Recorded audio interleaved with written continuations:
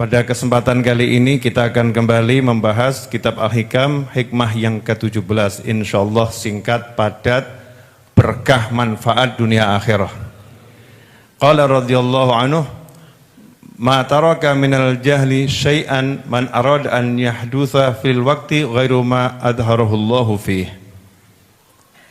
Ini kalau diterjemahkan jadi sangat keras kalimat ini. Ya, kalimat ini sangat keras. Kalau ada orang yang menginginkan sesuatu terjadi di saat ini, tetapi kejadiannya tidak seperti yang ditampakkan Allah pada saat ini. Jadi di saat ini dia pengen kejadiannya itu lain. Seharusnya enggak seperti ini, seandainya tidak seperti ini. Maka orang yang seperti itu mataraka minal jahli syai'a. Dia sudah mengambil semua sifat kebodohan.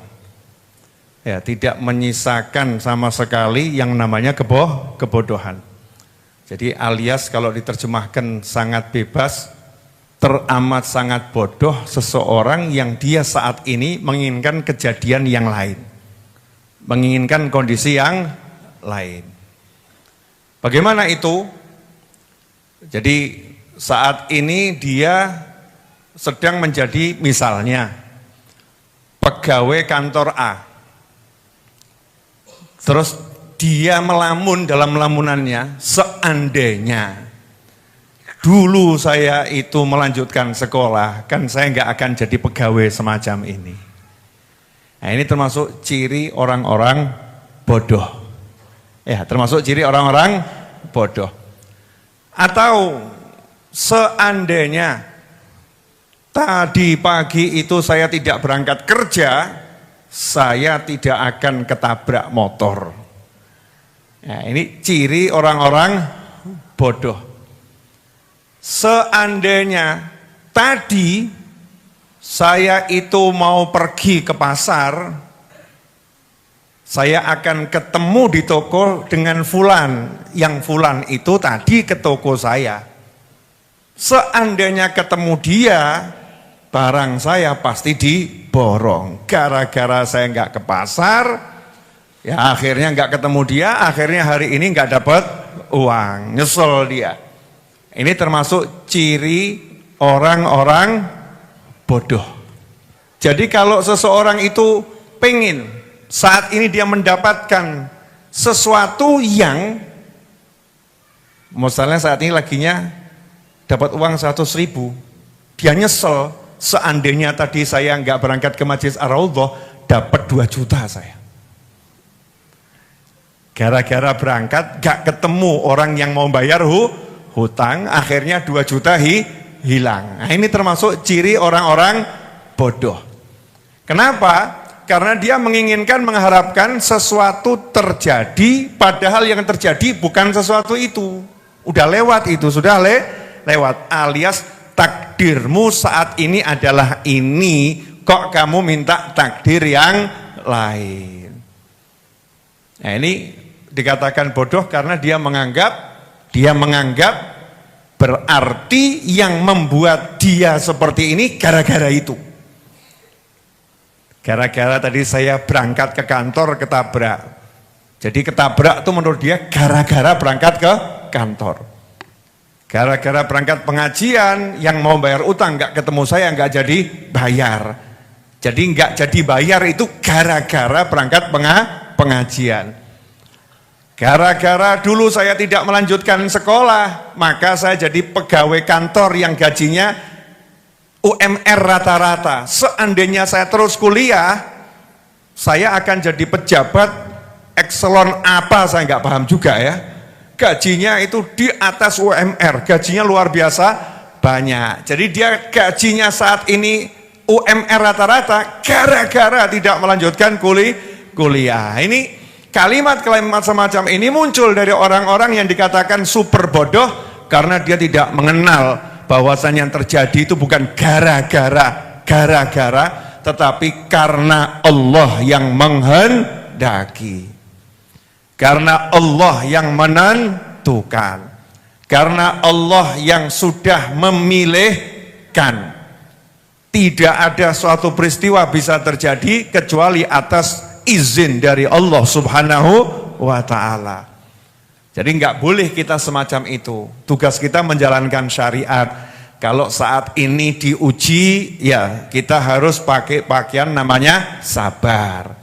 Kalau saat ini mendapat nikmat, pakai pakaian yang namanya syukur.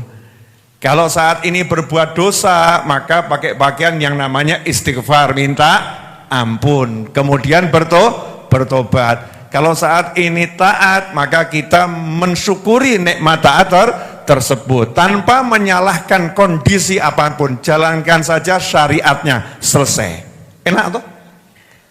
Saya hari ini kok mata melihat yang haram, ya istighfar. Jangan dikaitkan dengan dikaitkan apapun. Saya hari ini bisa sedekah, ya alhamdulillah, syukur. Saya hari ini kok terpleset berbuat dosa, ya minta ampun. Jangan cerita-cerita, tutup aibmu. Jangan cerita, tutup aibmu. Tugas kita jadi manusia hanya itu, simple, sederhana. Ya, sesimpel itu, sesederhana itu, semudah itu. Maka kebanyakan orang stres gara-gara kebanyakan mikir dalam-dalam. Kenapa ya saya kok sampai maksiat ya?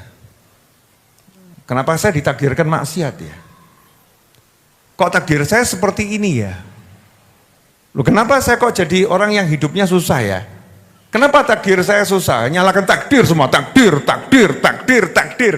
Padahal syariat gak mengajarkan takdirmu ABC. Syariat mengajarkan kalau kamu sedang dalam kondisi berdosa, kamu minta ampun.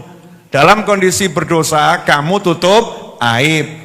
Dalam kondisi berdosa, kamu segera amal soleh agar dosa terampuni. Dalam kondisi kamu dapat rezeki apapun itu ilmu, maka kamu berbagi. Kalau ilmu ya berbagi ilmu, harta berbagi harta, sehat ya berbagi kesehatan dengan tenaga dan lain sebagainya. Kalau kamu dalam kondisi sedih, maka kamu hibur diri dengan sesuatu yang halal, yang tidak dimurkai oleh Allah Subhanahu wa ta'ala. Maka kamu obati hati dengan banyak berzikir pada Allah Subhanahu wa ta'ala. Kalau kamu dalam kondisi kehilangan seseorang, suntuknya luar biasa, maka kamu yang ridho, terima kondisi itu, jangan berkeluh kesah, dan seterusnya. Aturan syariat jelas, gamblang.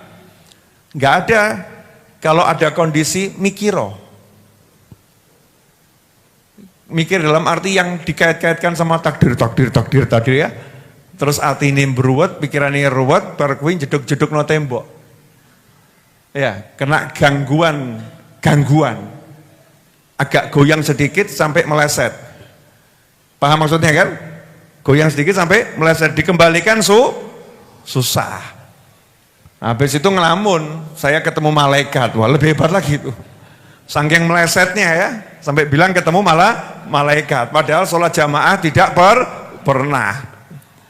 Loh, kita bisa ketemu malaikat, tapi kan nggak semua orang, ada syaratnya. Sholat berjamaah, bekti sama orang tua, haram ditinggalkan, yang taat dijalankan, sunnah dilakukan, ibadahnya luar biasa. Masuk dalam kelompok layak, nah itu wajar. Lawang orang tua dihajar, istri dimaki, ya, anak dianiaya, hidup nggak taat, aktif maksiat, bilang ketemu malah malaikat. Ya mungkin malaikat azab. Ya naudzubillah min dzalik. Nasallahu afiyah. Nah itu saya katakan singkat karena malam ini saya akan bicara yang lain. Tapi tunggu dulu, ini masih di bab ini ya. Nah ini ucapan ini disampaikan oleh Syekh Ibn Athaillah Al-Iskandari rahimahullah, diantaranya adalah karena mengajarkan apa yang disampaikan oleh Nabi Muhammad sallallahu alaihi wasallam dalam sebuah hadis riwayat Imam Tirmidzi, di mana Rasul menyatakan jika Allah mencintai suatu kaum, maka Allah akan menguji mereka.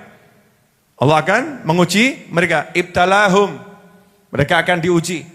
Kalau mereka itu ridha, mereka rela diperlakukan Allah dengan ujian itu, falahur ridho, maka Allah pun ridho dengan mereka. Tapi kalau mereka nggak rela diperlakukan semacam itu, protes, kenapa kok saya begini, maka Allah pun murka kepada dia. Dia nggak rela, dia suhud, dia benci, maka Allah benci juga dengan dia. Ini akan kita bahas 10 menit selesai insya Allah. Ini kunci hidup biar nggak stres. Ya, kunci hidup biar nggak stres. Kenali dulu siapa Tuhanmu. Ya, siapa Tuhanmu? Siapa Tuhan saya? Siapa Tuhan kita? La ilaha illallah. Tidak ada Tuhan kecuali Allah. Kalau nggak ada Tuhan kecuali Allah, jadi jelas yang bisa hanya Allah. Yang berkuasa hanya Allah. Satu-satunya yang berkuasa hanya Allah subhanahu wa ta'ala. Biasanya kalau bab enak kita nggak ngobrolkan ini.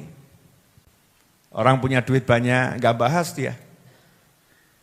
Baru nikah, nggak bahas. Kalau udah perang baru dibahas. Ya nikah sama istri, sama suami, honeymoon pergi ke langit yang biru. Ya, ada lagunya itu ya. Langit yang biru, macam-macam itu. Honeymoon, nggak bahas. Tapi begitu ada pertikaian antara suami istri, urip kok kayak gini yo. Baru dibahas. Biasanya terjadi pembahasan itu ketika apa? Merasa dalam ujian. Diuji baru dia komentar macam-macam. Karena itulah Allah SWT menjadikan ujian itu untuk memilih mana yang masuk dalam kelompok yang dicintai Allah dan mana yang masuk dalam kelompok dimurkai oleh Allah Subhanahu wa ta'ala. Maka kalau kamu ditanya oleh seseorang, ujian ini siksa atau nikmat?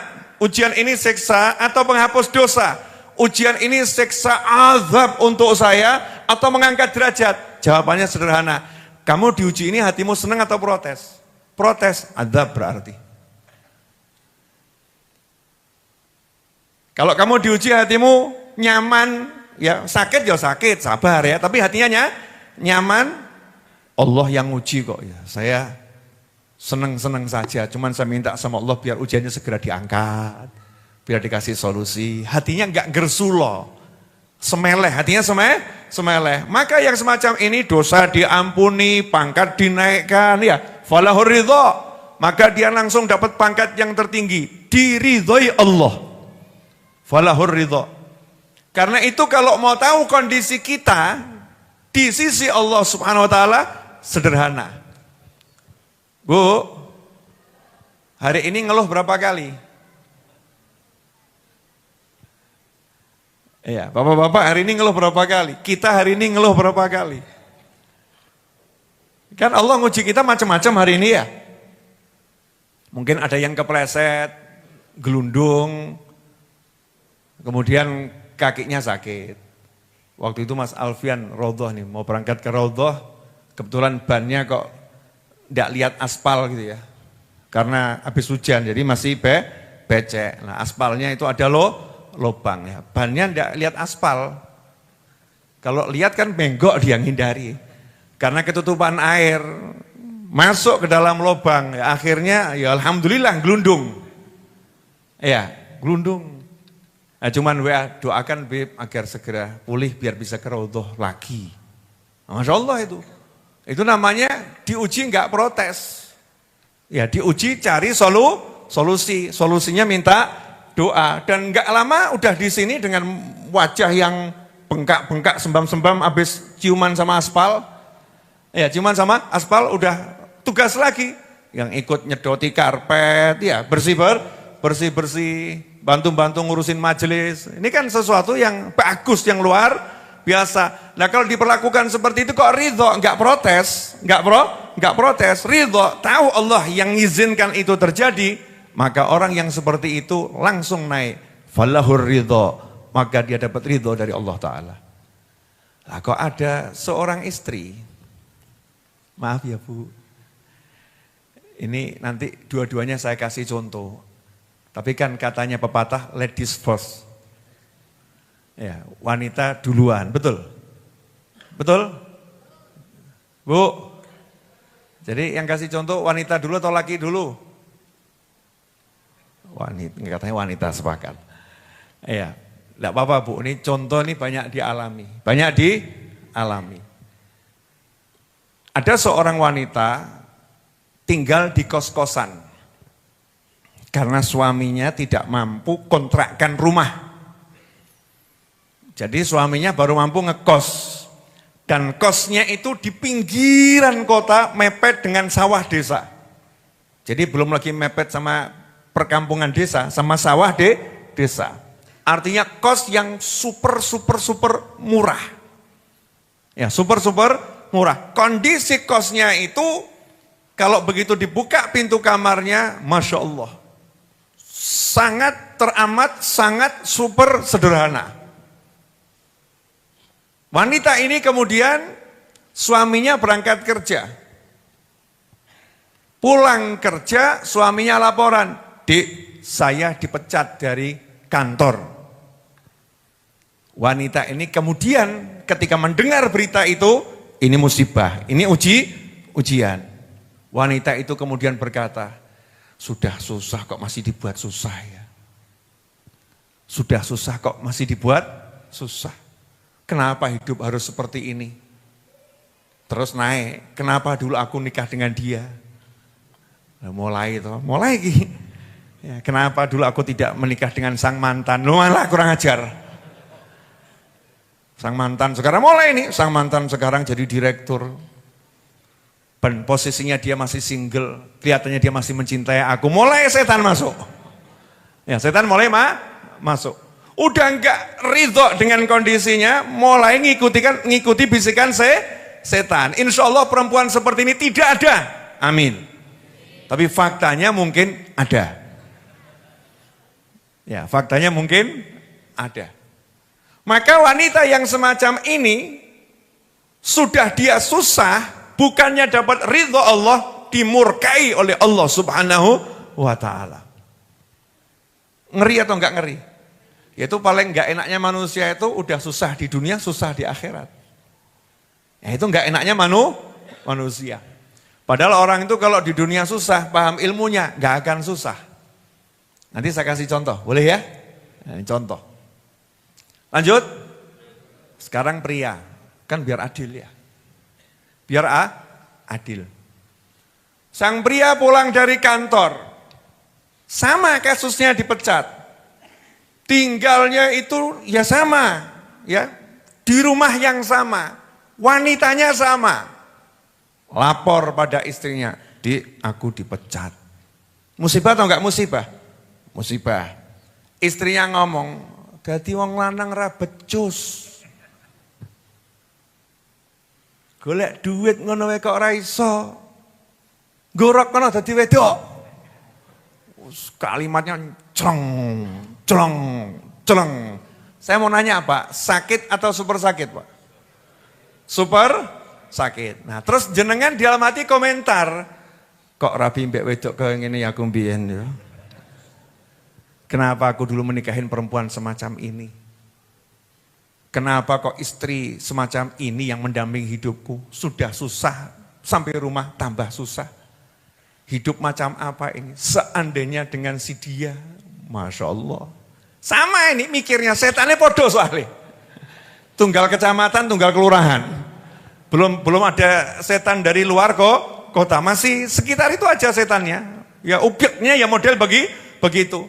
Seandainya aku nikah dulu dengan si dia itu anaknya Pak Yai, ya, anak satu-satunya, ngelola pesantren, Masya Allah aku udah jadi sekarang ini pengelola pesantren. Wah, mulai berhayal. Ya mulai berhayal. Terus gak suka dengan kondisinya, urip kok koyong ini. Ini orang sudah diuji, sudah susah, kemudian tidak melakukan tugas dari Allah Ta'ala, sabar dan ridho, saat itu dapatnya murkanya Allah Subhanahu Wa Ta'ala. Ngeri atau enggak ngeri? Laki-laki model begini banyak enggak, Bu? Yang banter, Bu. Ada ya, Bu ya? Ada ya, insya Allah enggak banyak, tapi tunggale akeh. Enggak banyak, tapi tunggale Oke. Na'udzubillah min dzalik. Nah, orang yang udah kenal Allah Ta'ala lain. Pulang kantor dipecat. Ketemu suami dapat laporan, dipecat. Mesem bareng, ngakak bareng. Tonggone takok, kok do ngakak bareng piye? Lah timbang nangis bareng. Daripada nangis bersama kan lebih bagus ketawa bersama. Lah terus kenapa kalian ketawa? Lah Allah maunya begini kok. Suami udah kerja, saya ya sungguh-sungguh kerja. Kami takwa ya takwa, maksiat ya istighfar. Lah kalau Allah lagi ngasih kondisi susah begini kan tugas kami sabar. Ya daripada sabar itu enggak enak, kami pilih syukur. Kami pilih syukur. Kok iso syukur awakmu? Wes genah ora penak kok syukur. Lah kan cuman urusan enggak punya duit. Yang penting kan aku punya suami. Masya Allah. Yang penting aku punya istri, kata suaminya. Bahkan sekarang yang penting kami punya waktu. Gak punya duit 5 hari gak jadi masalah. Tapi punya waktu 5 hari berdua bersama istri di kos-kosan tanpa ada yang mengganggu. Masya Allah. Kalau melihatnya dengan sudut pandang begini, hidup jadi indah atau enggak indah? Adem. Faman radhiya, siapa ridho dengan kondisi yang Allah beri, falahu ridho. Dia diridhoi Allah. Lah kalau udah Allah ridho, tuh nomor 1 hatinya dibuat jembar pasti. Bleng penak hati ini. Kalau Allah sudah buat ridho, tempatnya dimanapun rasanya lebih dari istana. Oh diridhoi Allah kok. Nabi Ibrahim alaihissalam dalam kobaran apinya Namrud pernah merasa tersiksa? Enggak pernah. Nabi Yusuf alaihissalam di dalam sel penjara pernah merasa tersiksa? Enggak pernah. Nabi Yusuf berada di dalam sumur yang gelap kanak-kanak pernah merasa tersiksa? Enggak pernah. Kenapa seperti itu? Diridhoi Allah. Jadi yang dirasakan nyaman, enak, nikmatnya luar biasa. Berarti hidup ini gampang atau susah? Gampang. Tinggal urusan noto hati. Lah makanya biar hati ini gampang ditoto, kumpul sama orang-orang yang gak keluh kesah. Sohbatul fuqara, kumpul sama orang yang gak punya duit, yang banyak ujian, yang gak keluh kesah, itu madang no hati. Kumpul sama orang yang kaya raya, yang diobrolkan cuman duit, sedikit sakit keluh kesah 5 hari, 1 minggu, 1 bulan, kumpul yang seperti ini, meteng no hati. Hati meteng bukan hamil, bukan loh ya. Hatinya gelap. Iya, jadi keras. Makanya Nabi kita Muhammad SAW suka kumpul sama orang-orang yang susah. Tapi bukan sembarang susah. Lawe susah ngresulo mbok kumpuli, peteng dedet. Ya, sudah susah, banyak keluh kesah, itu gelap gulita, gerhana matahari dan rembulan jadi satu. Kumpul sama orang susah yang soleh, orang susah yang dalam dirinya itu muncul cahaya Allah Ta'ala karena hidupnya syukur. Cari orang-orang soleh seperti ini. Alhamdulillah dulu saya temukan banyak. Saya duduk tuh, dulu saya nggak usah sebutkan lokasinya, ya di Semanggi sini. Setiap pulang dari Masjid Jami Asgaf, sholat duhur, saya duduk di situ. Ya namanya Am Soleh itu, namanya Bapak Soleh. Sama seperti namanya itu, orangnya soleh. Ya, ini Am Soleh ini, Masya Allah. Hidupnya cuma mesem senyum, udah tua renta. Istrinya jualan rujak, gobet itu ya, lotes, lotek, jualan begitu. Saya kalau duduk sama beliau, rumahnya kecil. Ya duduknya ya di lincah. Ruang tidurnya di dalam itu, dapur, ruang tidur, kamar mandi, semua jadi satu, sak kotak kecil. Ruang jualannya ya ruang tamunya. Tapi hatinya tuh kok asyik betul tuh.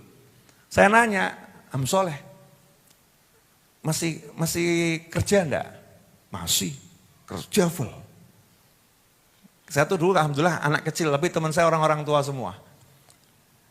Iya, teman saya orang-orang tua semua. Maka sampai sekarang saya merasa kecil terus. Saya lihat kalian tua semua. Karena teman saya orang-orang tua. Nah ini subhanallah. Saya nanya, kerjanya apa? Saya nggak pernah lihat beliau kerja, yang udah tua sekali, sangat tua. Cuman rumah masjid. Jual celana kolor. Saya masih ingat persis tuh harganya, Rp750. Karena kolor putih itu loh ya, karonggoni itu ya. Rp750 yang bahannya putih rada apa namanya istilah itu? Linen ya. Rp750 zaman dulu itu. Untungnya berapa? Ya, alhamdulillah 250 kurang lebih untungnya. Laku berapa satu hari? Kok satu hari vol ya, 1 bulan belum tentu laku 1. Loh kok bisa senang? Lah, mau cari apa lagi hidup? Iman, sholat, keluarga, sehari makan mau 10 kali, 20 kali bisa makan. Gitu kok enggak bahagia kan aneh. Itu ilmu begitu tuh buat sampai sekarang hati saya padang loh. Karena kumpul wong susah sing soleh. Lah awakmu kumpul wong susah sing gak soleh. Sing salah. Aku kumpul wong susah sing salah. Kita kumpul orang susah yang salah. Bukan tambah padang, tambah salah. Kenapa? Karena nanti orang-orang susah yang gak iman, gak takwa. Hidupnya hanya keluh kesah. Intinya bukan masalah susah gak susahnya ini. Orang kaya keluh kesah singkirono. Yang gak kaya keluh kesah singkirono. Jangan banyak bergaul, meteng no hati. Kumpul seperlunya saja. Jangan memutuskan tali silaturahim. Gimana kabarnya? Baik, alhamdulillah. Rangkulan suguhono, ewangono ya. Rampung, jaga jarak. Karena kalau duduk mesti sambat. Duduk pasti sambat. Lah piye yo, utang kok ya ora kesaur-saur gitu yo, piye? Utang kok enggak kebayar-bayar. Istri saya tuh marah-marah terus dulu. Anak itu loh, ya Allah susah diatur. Ah ini tuh tangga tuh ganggu. Oh, kemarin di kantor teman satu kantor tuh nyebelin banget. Tadi duduk 2 jam itu curhatnya 2,5 jam. Duduknya 2 jam, keluh kesahnya 2,5 jam. Na'udzubillah min dzalik. Tinggalkan yang seperti ini, racun itu. Memang kita harus milih. Kok loh Beb kan itu namanya manusia kan kita, lah ya tetap bergaul tapi jaga jarak. Masa ada satu tempat beracun mau kamu deket-deket terus? Kan bahaya buat kita. Ini tentang keselamatan dunia dan akhirat. Ini kalau kemasukan curhat terus nih telinga nih yang gak enak, gersulo tadi, keluh kesah sama Allah. Lah dia gak diridhoi Allah kok. Siapa yang gak ridho dengan takdirku, aku gak ridho sama dia. Terus kita duduk lama-lama mendengarkan ketidakridhoannya dia pada Allah Ta'ala. Ngeri atau enggak ngeri? Dan ternyata itu banyak istri yang seperti itu. Na'udzubillah min dzalik. Maka kalau istrimu lagu begitu, singkirin dulu. Ya jarak 3 meter ngono lho ya. Ojo ado-ado ya. Mas kamu kok jauh? Ngomong sing enak-enak. Kuwi mbok omongke tetep ra enak. Iya, kamu omongkan tetap gak enak, gak akan jadi enak. Ngomong aja yang enak. Ini solusi hidup. Bagaimana itu bisa dapat rezekinya jadi lapang, urusannya beres, lah gak diridhoi Allah kok. Jadi kalau pengen urusannya beres, hidupnya lapang, buat Allah ridho. Buat Allah ridho, jangan pernah keluh kesah. Masya Allah, lagi loro untu sambatnya tolong sasi. Untuk loro. Ya kalau sesekali dalam sepekan, belum sembuh gigi saya, masih ada terasa ini. Wajar. Butuh solusi. Atau minimal mungkin butuh disayang sama istrinya atau suaminya kan begitu ya. Bukan karena kalau kesah. Kalau ini enggak. Urip kok kayak ini, untuk loro, sikil serah karu-karuan. Boyok ya kayak ini, duit ya ora. Mati ora wani. Ini peteng dedet ini. Allah enggak ridho. Ya Allah enggak ridho. Maka kita jadikan Allah ridho. Caranya tinggalkan keluh kesah. Belajar kita tuh terima apa yang dikondisikan oleh Allah Subhanahu wa ta'ala. Terima itu maksudnya bagaimana? Kalau terpleset dosa ya minta ampun, tobat. Perbanyak amal soleh, jangan ngomong ya udahlah jadi ahli maksiat aku terima, ngawur. Bukan begitu. Tadi udah saya jelaskan ya cara menerima. Nggak punya duit ya kerja ya cari, nggak kebanyakan gersulo ya usaha, dapat disyukuri, nggak dapat lanjutkan usaha, nggak pakai keluh kesah, wajahnya terus energik. Kok bisa begitu ya? Ya karena dia ridho dengan Allah Ta'ala. Allah mau ngapain bebas, suka-suka Allah. Senang-senangnya Allah. Semau-maunya Allah. Saya akan ikuti apa maunya Allah. Cuman saya minta, ya Allah tolong beri saya yang enak-enak. Rabbana atina fid dunya hasanah wa fil akhirati hasanah wa qina adzabannar. Mintanya begitu, tapi hatinya ditoto. Kalau enggak enak ya tetap nerimo, tetap sih siap. Jelas semuanya? Nah, jadi caranya hidup mudah atau susah? Mudah. Jadi yang buat susah itu adalah ya tadi itu, karena kita enggak mau jadi mudah. Oke? Alhamdulillah. Sekarang